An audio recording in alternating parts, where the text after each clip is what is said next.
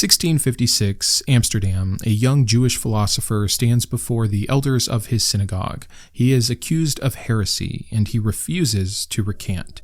And so, he is cursed, formally and forever. Later in the episode, we'll talk about the insane writ of excommunication that is read aloud at this hearing. But ultimately, he is condemned to eternal separation from his people. He is cut off from his friends and family and community. Why? Because he dared to question the very nature of God, because he believed in reason over revelation, because he refused to bow to dogma. This was Baruch Spinoza, a man who helped lay the groundwork for atheism and secularism. To give him some credit here, I want to tell you what some brilliant thinkers thought about him. When questioned on religion, it was Einstein who said, "I believe in Spinoza's God, who reveals himself in the lawful harmony of the world, not in a God who concerns himself with the fate and doings of mankind." Hegel said, "You are either a Spinozist or you are not a philosopher at all." And Nietzsche said he was the purest philosopher, as well as the most unusual and lonely thinker amongst men. If these don't get you excited to learn more about this man, I don't know what will. And so today I want to tell you about Baruch Spinoza. We'll talk about Spinoza's life and his radical break from Judaism. We'll talk about the God of Spinoza. This is usually how you might have heard of it in context is, oh, they believe in Spinoza's God, or if I had to pick a God, I'd pick Spinoza's God. I want to break that down. Exactly what was this belief? Is it even fair to call it a belief? We'll talk about this first secular society. Again, how Spinoza paved the way for atheism and modern thought. And then we'll end with Spinoza's legacy, what some have called the most dangerous philosopher in history. And as always, let's start with a quote. "The highest activity a human being can attain is learning for understanding, because to understand is to be free." I love that quote so much. So again, born in 1632 in Amsterdam to a family of Portuguese Jewish refugees who were fleeing the Inquisition. We will definitely do another Thinking Thursday episode on the Inquisition, but just to give you some framework here, the Inquisition, simply put, was a religious court ran by the Catholic Church with the goal of finding, judging, and punishing people who had beliefs that went against the Church's teaching, aka heresy. It started in the Middle Ages. It became especially powerful in Spain and Portugal, and people suspected of heresy, which included Jews, but also Muslims and Protestants and scientists, could be questioned, tortured, and or executed. It lasted for centuries, and you're probably most familiar with the term the Spanish Inquisition. But again, this was all over and for a very long time. So, I know we took a minute there, but I think it's really important to understand the backdrop of his upbringing. He's raised within this Jewish community. He is expected to become a rabbi, but was also exposed to philosophy, being aware of Descartes and Hobbes in this Dutch golden age of intellectual freedom. So, pretty early on, he starts questioning a lot of this religious dogma. And how could you not, seeing what the Catholic Church is doing at this time? I guess it could push you one of two ways. It could definitely push you further into religion, that this is the truth, this is so powerful, this must be the way. Or you could see the flaw in the air of it and be pushed out. And it seems like when we understand his early questions, he was on the way out. He wanted to understand the nature of God. This was really the heart of the question for Spinoza. Is God a personal being, or is he something else entirely? Why should Scripture dictate morality if reason contradicts it? And if everything follows natural law, what room is there for miracles or divine intervention? These thoughts are no good to any serious religious community, and so we get his excommunication, the price of free thought. It happened at a very early age to him. He's 23 when this occurs. And we have good insight into just how afraid the church was of his influence, even at this time, because of the writ, the kerem, that calls for this eternal curse and separation. It was unusually harsh, even by historical standards of Jewish excommunication. One of the things that is unique is that there's no way back. There's no path to reconciliation, a permanent excommunication. And I'm going to read to you the actual kerem translated from the Portuguese Hebrew records.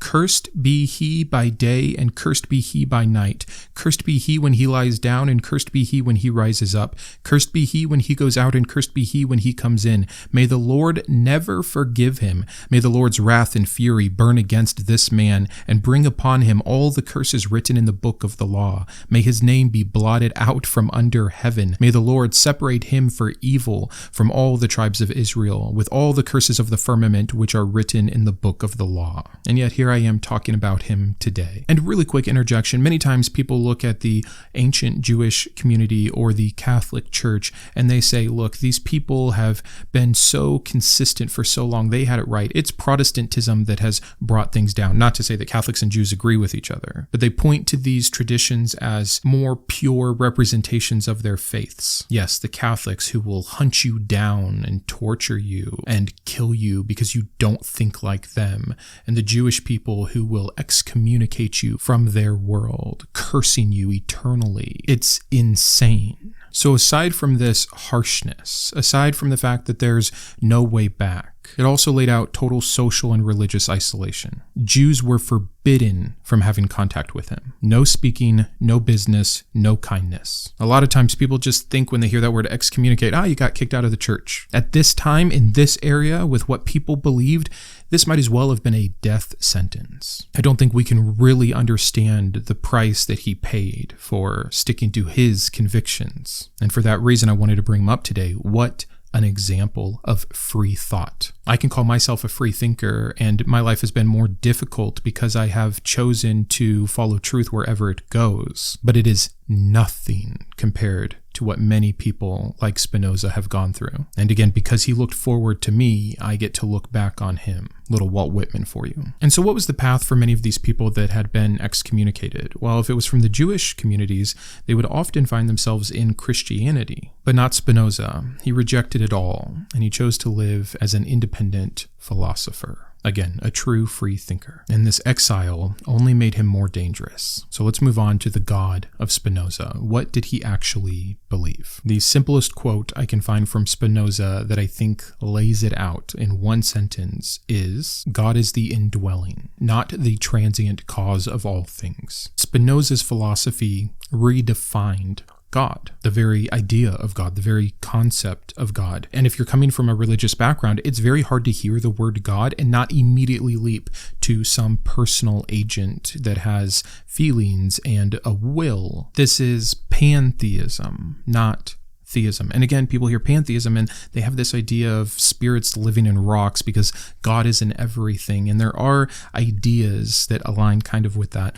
But this pantheism in Spinoza's philosophy that we're talking about is simply God not being a personal agent. God is the universe in its entirety. Everything is governed by these natural laws, not divine will. No miracles, no interventions, no supernatural commands, just nature. And again, then you'll have believers that say, the nature worshipers.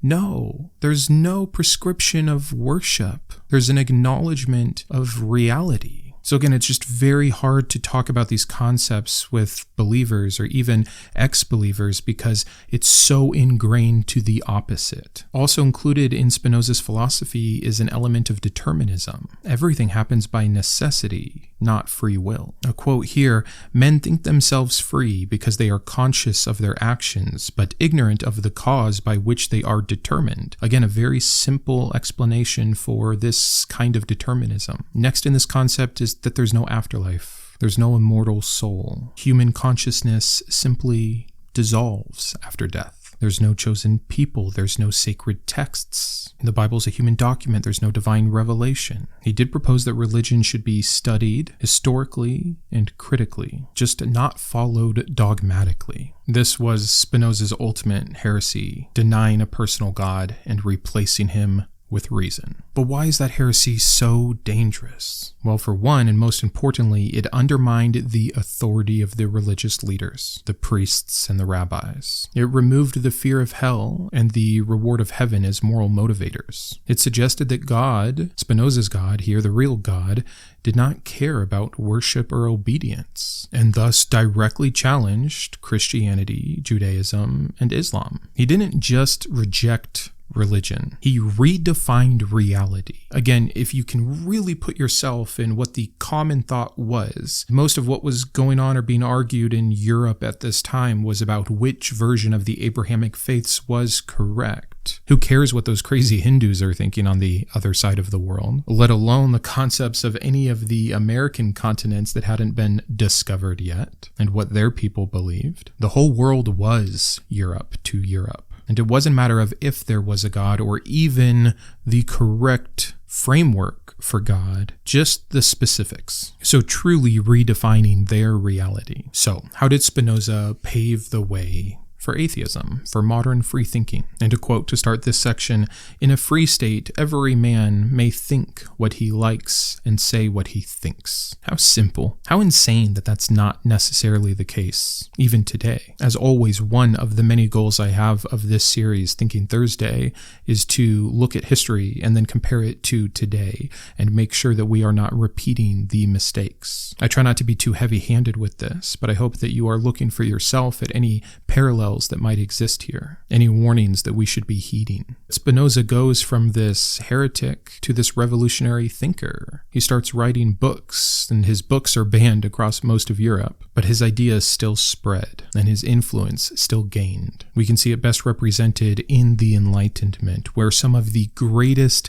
thinkers in this arena credit Spinoza. Thinkers like Locke and Voltaire and Hume, who build off of the ideas and philosophy and critique of religion that Spinoza puts forward. Many core arguments, even today, against God, or a personal God, a God with agency, still stem from Spinoza. Naturalism and determinism are two of the biggest. We see his influence in secular democracy. His ideas on freedom of thought and separation from religion worked their way all the way into even the founding of this country. It truly shaped the Western political system. He dared to envision a world where belief was a personal choice. He wasn't anti-belief, just not a political obligation. Is that so much to ask? And what's funny, again, it's hard because we have these hard defined labels and terms. Spinoza's name becomes essentially identified with atheism, but he considered himself a spiritualist. He believed in something divine. It was just so radically redefined that it might as well be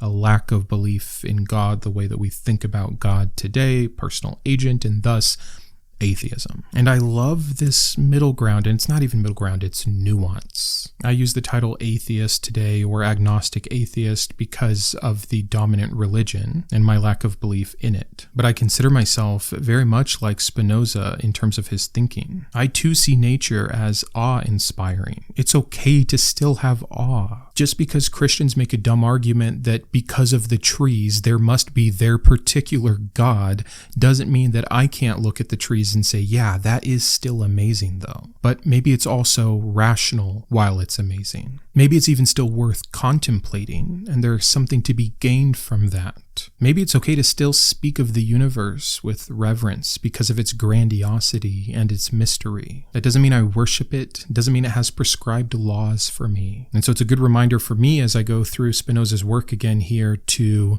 enjoy that nuance and help promote it. That nuance, though, is dangerous for the religious, and so the religious authorities suppressed his works for centuries. Spinoza's excommunication was meant to silence him. Instead, it seemed to have made him immortal. It seemed to undo the very curse that it set out to achieve. Let's go on to his legacy. I think his example of personal sacrifice, the hatred that he endured, the isolation, the separation, the temptation that he would have had at such a young age to just conform, but he followed truth wherever it led, and he was willing to go there. That's the kind of thinker I want to emulate. That's the kind of sacrifice that I respect. I'm not deifying Spinoza. He was not a perfect man, of course not. But being a 23-year-old young man and choosing to stand up for what you believe in despite any cost so that others in the future might not have to face what you faced,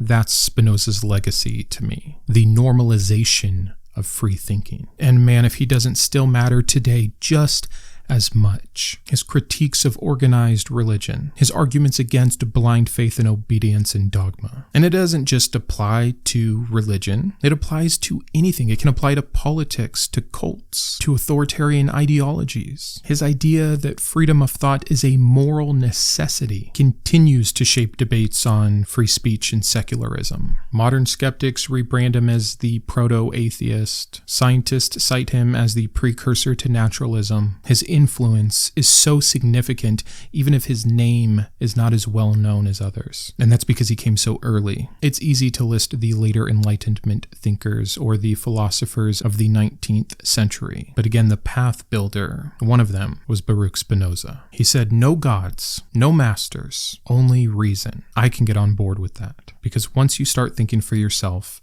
you can never go back. And that's it for today. I wanted to keep it short. I wanted it to be punchy. I wanted you to be able to absorb who this man was, how he redefined reality at the time, his ideas about the nature of God, his personal example and way-making for what so many of us simply take for granted, and the audacity to think for yourself. Thanks so much for being here. I'll see you Sunday with another video, and until then, keep thinking. I wanted to personally thank my top tiers of support: my Iconoclast, Alexander, Ann, Boris, Eric, GVI, Jimmy, Joe, Kiboga, Matthew, Perry, and Sean; my Humanist Heroes, James, Jared, Christy, Matthew, and Thronus; my Atheist Advocates, Caleb, David, Drew, Jeff, Jeffrey, Julie, Malcolm, Paul, Sparky, and Thomas, as well as all of my Secular Scholar patrons. If you believe in the mission of this channel or you just enjoy its content, please consider joining these fine people.